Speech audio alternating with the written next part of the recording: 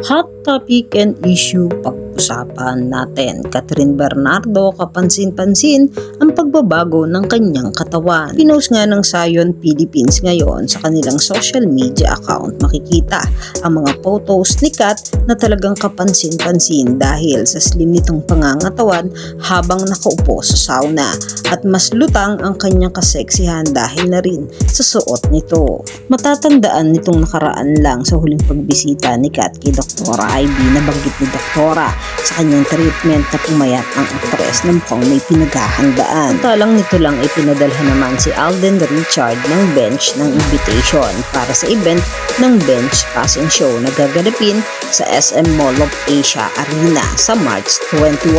At isa nga si Alden Richard nararampa sa bench passing show. Ito rin ang kauna-unahang pagrampa ni Alden.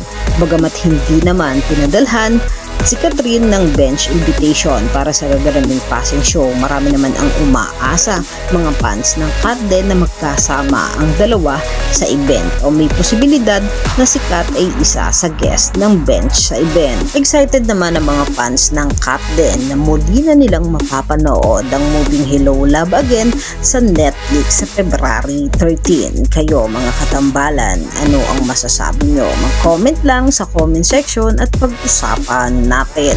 Yan ang mga hot topic and issue dito lamang sa Tambalang JK.